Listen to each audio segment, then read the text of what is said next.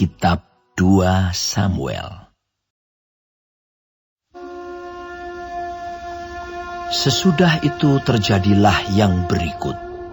Absalom bin Daud mempunyai seorang adik perempuan yang cantik. Namanya Tamar. Dan Amnon bin Daud jatuh cinta kepadanya.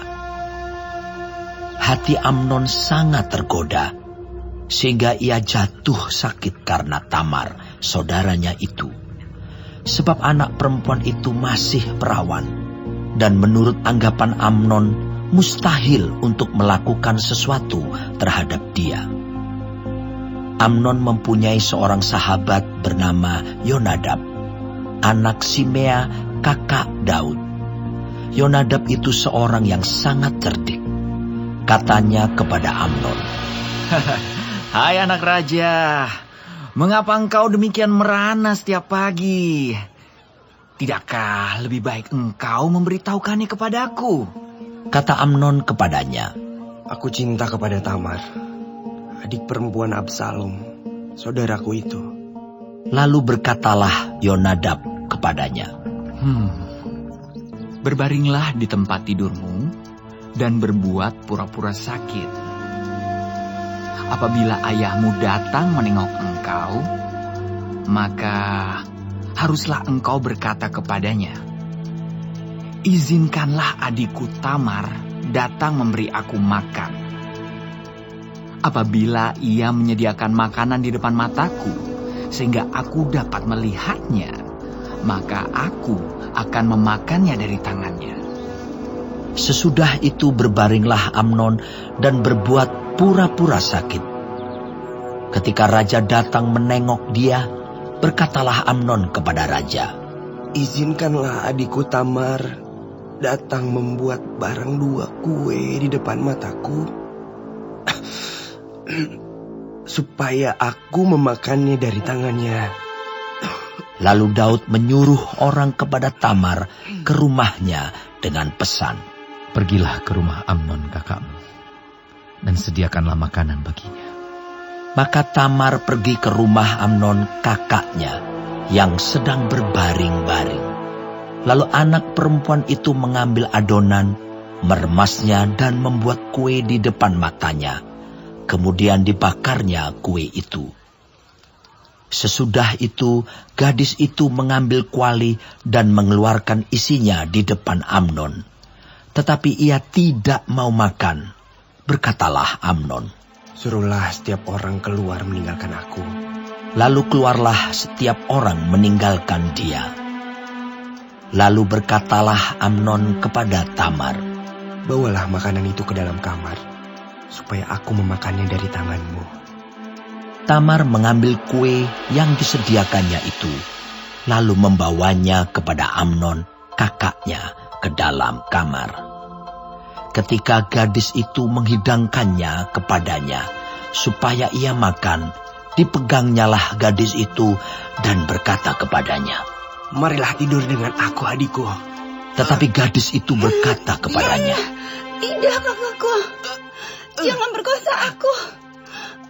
Sebab orang tidak berlaku seperti itu di Israel.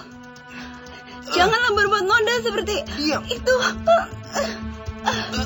Dan aku, kemanakah ku bawa kecemaranku? Dan engkau ini, kau akan dianggap sebagai orang yang bebal di Israel. Oleh sebab itu, bicaralah dengan raja, sebab ia tidak akan menolak memberikan aku kepadamu."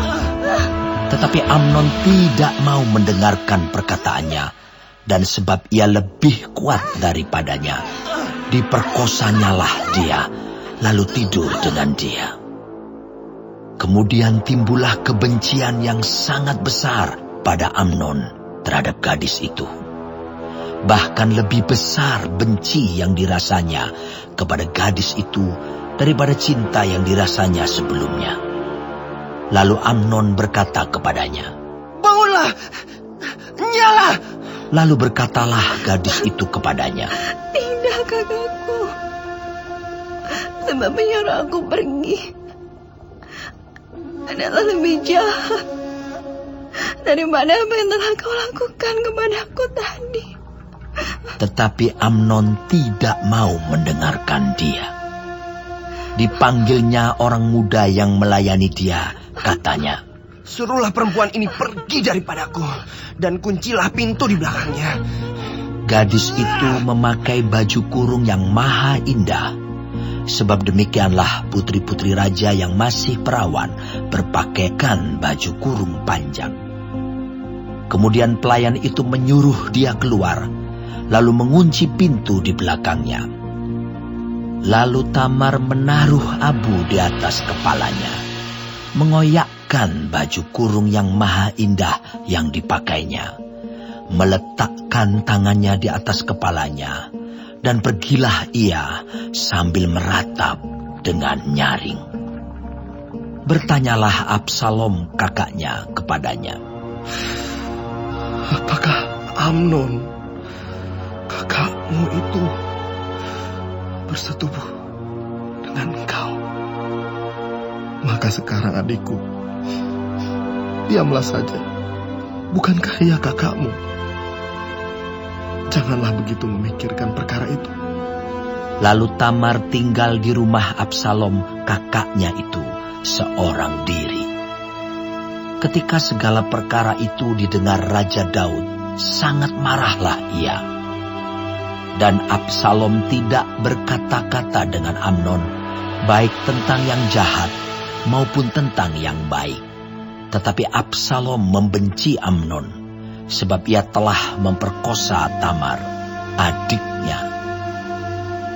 Sesudah lewat 2 tahun, Absalom mengadakan pengguntingan bulu domba di Baal Hazor, yang dekat kota Efraim. Lalu Absalom mengundang semua anak raja. Kemudian Absalom menghadap raja lalu berkata, "Hambamu ini mengadakan pengguntingan bulu domba. Kiranya raja dan pegawai-pegawainya ikut bersama-sama dengan hambamu ini." Tetapi raja berkata kepada Absalom, "Maaf anakku, jangan kami semua pergi, supaya kami jangan menyusahkan engkau." Lalu Absalom mendesak, tetapi raja tidak mau pergi. Ia hanya memberi restu kepadanya. Kemudian berkatalah Absalom, "Kalau tidak, izinkanlah kakakku Amnon pergi beserta kami." Tetapi raja menjawabnya, "Apa gunanya ia pergi bersama-sama dengan engkau?"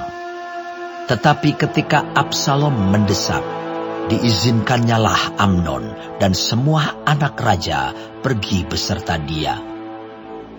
Lalu Absalom memerintahkan orang-orangnya demikian, "Perhatikan, apabila hati Amnon menjadi gembira karena anggur, dan aku berkata kepadamu, paranglah Amnon, maka haruslah kamu membunuh dia. Jangan takut. Bukankah aku yang memerintahkannya kepadamu? Kuatkanlah hatimu, dan tunjukkanlah dirimu sebagai orang yang gagah perkasa." Orang-orang Absalom memperlakukan Amnon seperti yang diperintahkan Absalom. Lalu bangunlah semua anak raja itu. Mereka menaiki bagalnya masing-masing dan melarikan diri. Mereka masih di tengah jalan ketika kabar sampai kepada Daud demikian, "Absalom telah membunuh semua anak raja. Tidak ada seorang pun dari mereka yang lolos." Lalu bangunlah raja, dikoyakkannya pakaiannya, dan berbaring di lantai.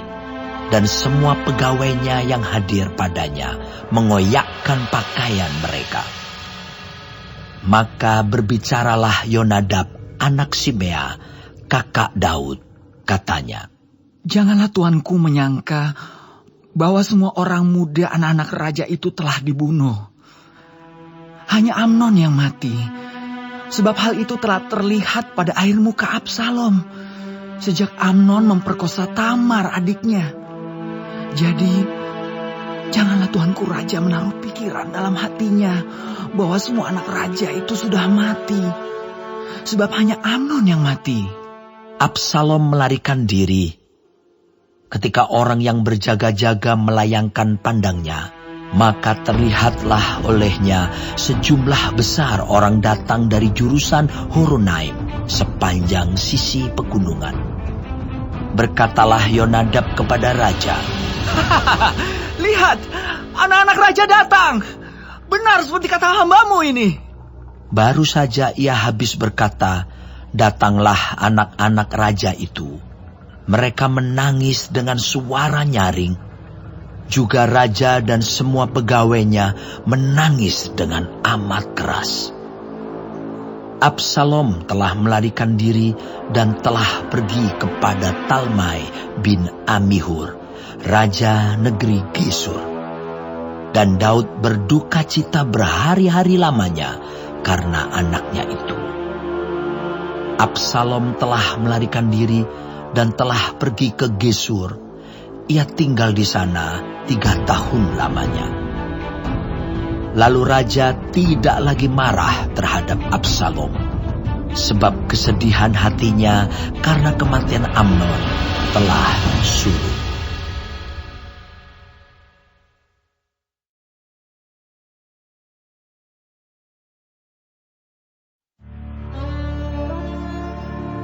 Ketika Yoab anak Seruya mengetahui bahwa hati raja merindukan Absalom, maka ia menyuruh orang ke Tekoa menjemput dari sana seorang perempuan yang bijaksana. Lalu ia berkata kepada perempuan itu, Berlakulah pura-pura berkabung, dan pakailah pakaian berkabung. Janganlah berurap dengan minyak, dan berlakulah seperti seorang perempuan yang telah lama berkabung karena seorang mati. Kemudian masuklah menghadap raja, dan berbicaralah kepadanya seperti ini. Lalu Yoab menaruh perkataannya ke dalam mulut perempuan itu. Ketika perempuan Tekoa itu masuk menghadap raja, sujudlah ia dengan mukanya ke tanah dan menyembah sambil berkata, Tolonglah, ya Tuanku Raja. Raja bertanya kepadanya, Ada apa? Jawabnya, Aku ini seorang janda, sebab suamiku sudah mati. Hambamu ini mempunyai 2 orang anak laki-laki. Mereka berkelahi di padang. Dan karena tidak ada yang memisahkan, maka yang satu memukul yang lain dan membunuh dia. Sekarang seluruh kaum keluarga bangkit melawan hambamu ini. Dan mereka berkata, Serahkanlah orang yang membunuh saudaranya itu, supaya kami menghukum dia mati ganti nyawa saudaranya yang telah dibunuhnya itu. Dan supaya kami memunahkan juga ahli waris itu. Mereka hendak memunahkan keturunanku yang masih tersisa itu dengan tidak meninggalkan nama atau keturunan bagi suamiku di muka bumi. Lalu berbicaralah raja kepada perempuan itu, Pulanglah ke rumahmu. Mengenai engkau akan kuberi perintah. Perempuan Tekoa itu berkata kepada raja, Aku dan keluargaku akan menanggung kesalahan itu, ya Tuanku Raja. Tetapi raja dan tahtanya tak bersalah. Lalu berkatalah raja, Jika ada orang yang mengatakan apa-apa lagi terhadap engkau, bawalah orang itu menghadap aku, maka ia tidak akan mengusik engkau lagi. Kata perempuan itu, Kiranya raja ingat kepada Tuhan Allahmu, supaya si penuntut tebusan darah jangan terlalu banyak menimbulkan kemusnahan, dan supaya mereka jangan menggunakan anakku itu. Lalu berkatalah raja, Demi Tuhan yang hidup, sehelai rambut pun dari kepala anakmu itu tak akan jatuh ke bumi. Kemudian berkatalah perempuan itu, "Izinkanlah hamba-Mu ini berkata sepatah kata lagi kepada Tuanku Raja." Jawabnya, "Katakanlah." Berkatalah perempuan itu, "Mengapa Raja merancang hal yang demikian terhadap umat Allah?